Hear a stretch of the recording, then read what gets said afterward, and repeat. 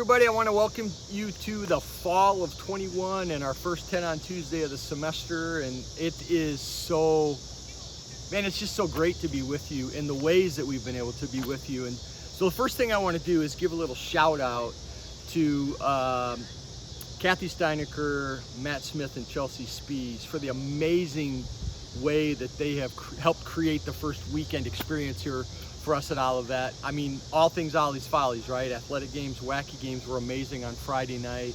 And then full go for athletics. Isn't it nice to actually have athletics in the fall?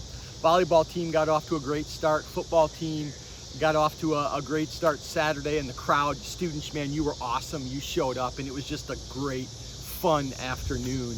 And men's and women's soccer had matches that afternoon. It's just been a great weekend. So kudos to all of you. Kudos to you students for showing up at all our athletic events. And it's just been a great start.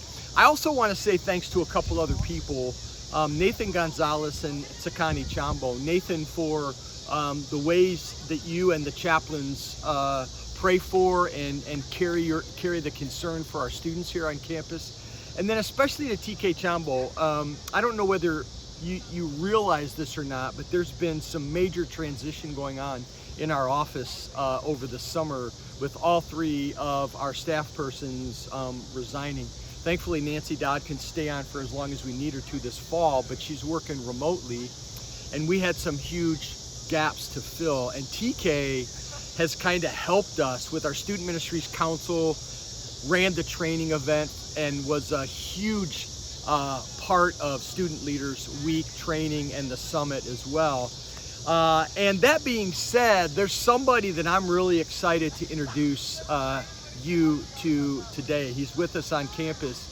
Our new associate chaplain. It's a brand new role. And so I'm going to introduce Antonio Marshall. Tone, come on in here. And I just want you to just say hi, whatever you want to say to our students, but we want to welcome you back home to Olivet. Yeah. So first off, welcome. Thank you so much for having me. I'm so excited to be a part of what is happening at Olivet in these days. 10 years ago, I acknowledged Jesus as Savior and Lord as a junior here, and God started to implant a fire in my heart.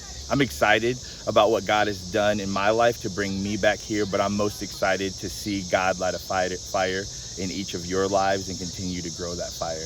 Excited to work alongside Mark and TK and the rest of the team, and looking forward to being a part of what's happening here at Olivet. So thanks, Stone. He actually starts a week from today when we're taping this on Monday the 13th. So we look forward to you being here full-time on a more permanent basis. Yes. You've been making a lot of trips here, so we're glad for what you've been able to do and look forward to you being with us. So Tone's going to kind of do some things. Associate chaplain, I know you might be wondering what that is, but he's going to take over the role of mentoring and helping to lead student ministries, working with TK. Also, he's going to help us develop a small group ministry here that has an evangelistic emphasis and a discipleship emphasis. And Tone, I know that's where your heart is, man. And then also he's going to be associate chaplain. He's going to speak in chapel, and you guys will see him all over campus. So Tone, it'll be great to have you with us. Something that I want to talk to you about is this call for us to be neighbors. So we moved this summer. We moved to the neighborhood right over here. I walk through the College Church parking lot every day, and it's great to be close to campus. But it's better the fact that now we live in a neighborhood and everything that means. We used to live across the river. Everybody used to joke we lived so far away, kind of in a field. My porch looked at a field.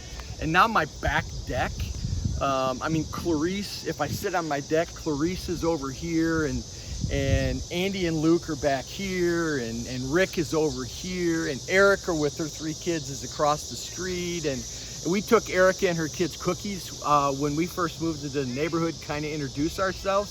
So now every time I walk home from campus, if they're outside playing, Erica's oldest daughter will wave at me across the street and say, "Hi, neighbor."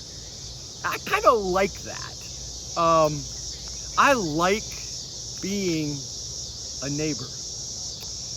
But it also has dawned on me that there's a difference between being neighborly and being a neighbor. So I think for me that that calls for more intentionality with the people that I live around. So more intentionality with Clarice, more intentionality with Erica and her 3 kids. And the fact that I'm calling her Erica and her 3 kids tells you right there, I don't remember the 3 kids' names. I've got to show more intentionality there. And Rick and his wife, who live next door to me, and Andy and Luke and their kids that play in our backyard. Terry and I were eating dinner once on our back deck. We kind of live in an open neighborhood. We don't have 6-foot fences that all surround us. It's all kind of open backyards. And we were sitting in our back deck eating, and four young ladies kind of walked through the corner and walked up to us when we were eating on the back deck. And they just kind of sat down while we were eating. And it might feel like it was a little awkward, but it wasn't. And then the little girl, Lily, kind of looked at us and said, "Hey, that hamburger looks really good. You got another one?" And so we went in the house and had 2 hamburgers that we were planning on eating for lunch the next day as leftovers, and kind of got buns for them and got the condiments and brought all the stuff out. And Lily fixed the hamburger, and she saw Terry drinking a sparkling ice, and she goes, "I really like sparkling ice. Can I have one of those?" So Terry walks in the house in the refrigerator and brings out 2 or 3 sparkling ice, and they're slamming sparkling ice and eating our hamburgers and eating our chips and start slamming our chocolate chip cookies. And then when they got their belly full, they kind of walked away. And Terry and I kind of looked at each other and chuckled because it was cool to be in a neighborhood like that where people do that with each other. Being neighbors is something that, I don't know. I don't know whether, I don't think it comes natural to us anymore. I think sometimes we hide from each other. And we talked last week about the intentionality that it takes for us to be neighbors here. The people that live next door to you, the people down the hall, the people in the apartment building right there. Look, I was an RD in apartments for 5 years. I know how apartment living can be. You walk from your car to your apartment door, you shut the door, and you never see anybody till you walk out the next day. Let's work on that a little bit together. Let's do life with more intentionality this semester. Let's get to know each other. Let's have conversations with each other. The people that we pass all the time on, let's ask people's names. Let's find out where they're from. Let's ask them how they got here. Let's begin to dig down a little bit with each other and be more intentional about what it means to be neighbors with each other, because here's what I believe. I believe when we know each other's names and when we begin to listen to each other's stories, the way we feel about each other changes. So I'm in it with you. I gotta try and figure out what Erica's 3 kids' names are, and the other people that are around me, I don't know all their names, but I gotta figure that out, right? Because they're my neighbors. Well, who are your neighbors? Who are the people that live around you that you just kind of walk by and you've been okay walking by? I'm in this with you. I'm no different than you are. But my hope and prayer for us this semester is we won't settle for that anymore. And there's no better time for us to learn what it means to be neighbors than now. So I invite you to join me on this journey as we really begin to seek to understand what it means to be neighbors in the way that Jesus calls us to be neighbors with each other.